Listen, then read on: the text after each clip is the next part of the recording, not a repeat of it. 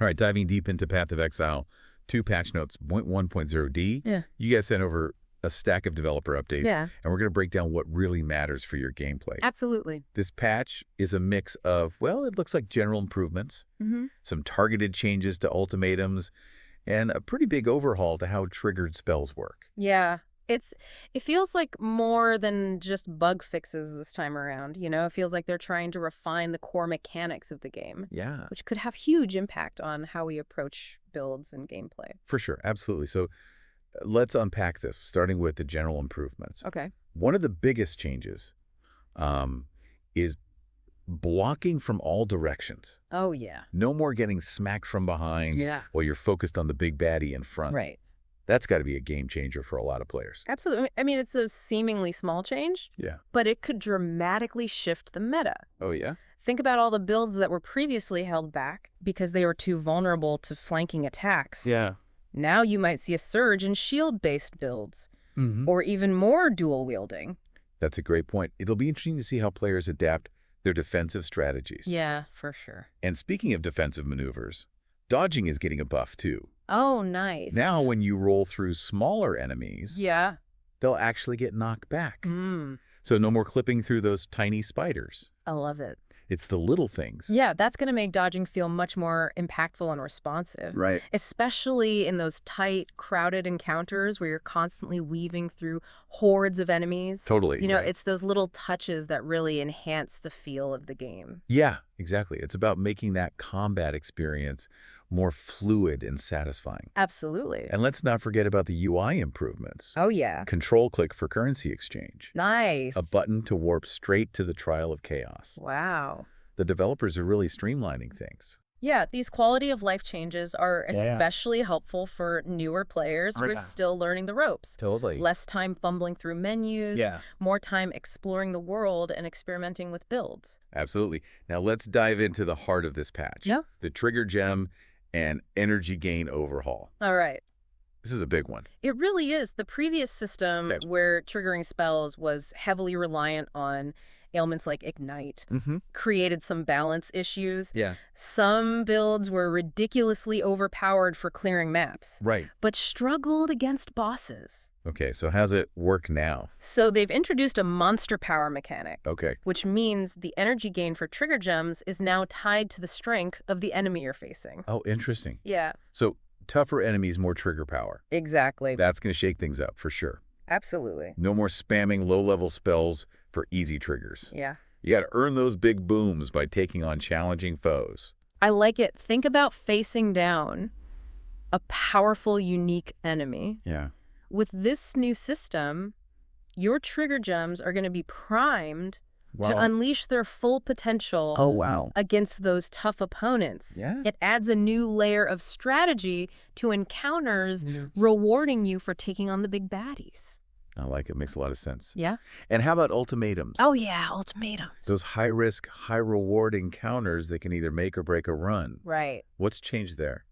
So the main focus seems to be on consistency and fairness. Okay. The developers have evened out the monster density, Okay. which should make the difficulty more predictable. That's good news. Yeah. I've definitely had my share of ultimatums where the spawns felt completely random, Right. leading to either a cakewalk or a sudden unavoidable death. Exactly. By addressing this, Yeah. the developers are encouraging players to engage with ultimatums for the challenge itself, Right. rather than feeling like they're at the mercy of unpredictable spawns. I like that a lot. And they've also squashed a few annoying glitches. Oh, good. Like those weird spawns in the Vol Soul Core room. Oh, those were always a pain. Yeah. Now on to the bug fixes and notable changes. All right. Some of these are pretty significant. Oh, okay. For example, stuns and electrocutes were happening too early in parties, Yeah. throwing off the timing and making things much harder than they needed to be.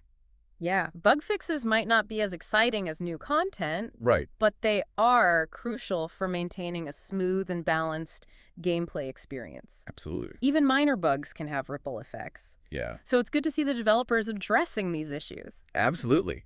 Shows they're paying attention to the details. And some of these fixes are for things that players might not even notice. Yeah. But they definitely make a difference. Right. For example, that bug where kiwi pets were ridiculously loud in town. Go on. Our ears rejoice. Sometimes it's the little things that make the biggest difference. I completely agree. All right. So yeah, Glad they fixed that guest account bug on PlayStation 5, where it could wipe your friends list. Yeah, seriously, can you imagine accidentally erasing all your gaming buddies? Oh, that'd be rough. Thank goodness they squashed that. Right. Yeah, it's good to see that they're focusing on those platform-specific issues. It makes the game feel more polished, more stable across the board. For sure. Okay, back to the patch notes themselves. Right. We were making our way through those bug fixes. Yeah. And I think you were about to tell me about some changes to the Fleshcrafter cluster on the passive skill tree. Yes, exactly. Okay. Players that are using that cluster, specifically connected to the notable passive skill, will want to double-check their allocation. Okay. There was a bug there that's been fixed, Right. but the fix might lead to a passive tree reset. Ugh, that's always a bit annoying. Yeah. But better a clean slate than a wonky skill, right? Exactly. Speaking of wonky. Remember Zalmarath, the Colossus? Oh, yeah? That boss fight where he would sometimes just keep using skills even after you defeated him? Oh, yeah. It was like, he was a ghost still trying to fight. Right, exactly. Definitely added to the creep factor. Well, good news. They exorcised that bug. Okay, good. No more phantom attacks from a defeated Colossus. Excellent. Now I can loot his remains in peace. There you go. Okay. What else? All right. This one is a small fix. Yeah. But it's a huge quality of life improvement. Okay.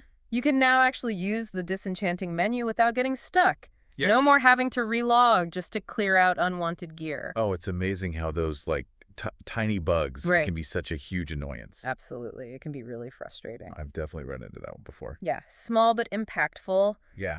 Onto a more fiery fix. Okay. Remember how some fire spells weren't working properly with raging spirits? Oh, yeah, I'd heard about that. Yeah, mostly skills like Volatile Dead and Incinerate. Those popular fiery combos, they were having some compatibility issues, but the developers have addressed those problems. Okay, good.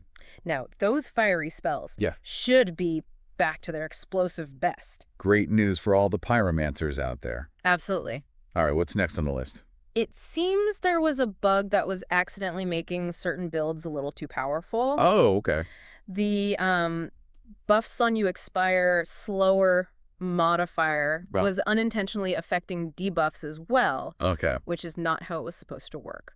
So that's been rectified. Correct. Things will expire as they should. No more unintended benefits. I like it. And for the minion masters out there, there was a fix for non-reviving minions, generating remnants from the Grim Feast buff when they died. What does that mean? Those minions will rest in peace. No more lingering ghostly remnants from minions that shouldn't have been creating them in the first place. Right. Okay, good to know. Speaking of unintended behavior, what was up with Infernalists and the Pyromantic Pact passive skill? Right. So Infernalists with the Pyromantic Pact were being considered to be on low Infernal Flame at 50% or lower. Instead of 35%. That's a pretty big difference. Yeah, it's a fairly significant difference. How's that going to change things for those players? It means their Infernal Flame mechanic will be more reliable and consistent now, functioning as originally intended. Right. They'll have a more accurate and predictable threshold for low Infernal Flame. Good news for anyone running that build. Absolutely. Okay. Anything else noteworthy? There were a couple small but important map fixes. Okay. The world map icon for Candlemas in Cruel Difficulty has been updated. Okay. And the Decay map should now consistently generate expedition encounters. Ooh, no more missing out on those logbooks. There you go.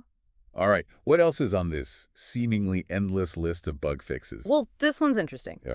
Players could previously be unable to upgrade gems, even if they met the attribute requirements. If they had the adaptive capability, Gemling Legionnaire passive skill allocated. Wait, what? That sounds completely counterintuitive. Yeah, it was a weird bug.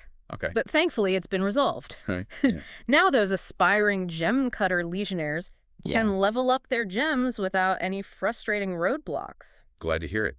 What's next? It seems the Fiery Death support skill wasn't quite living up to its name. Oh, no. It wasn't dealing damage correctly. Oh. But now it's bringing the heat as intended. That's good because, support gems are kind of the backbone of so many builds. Absolutely. So making sure those are working correctly is crucial. Absolutely. What else have they fixed? There was an issue with infusion support gems on Herald skills.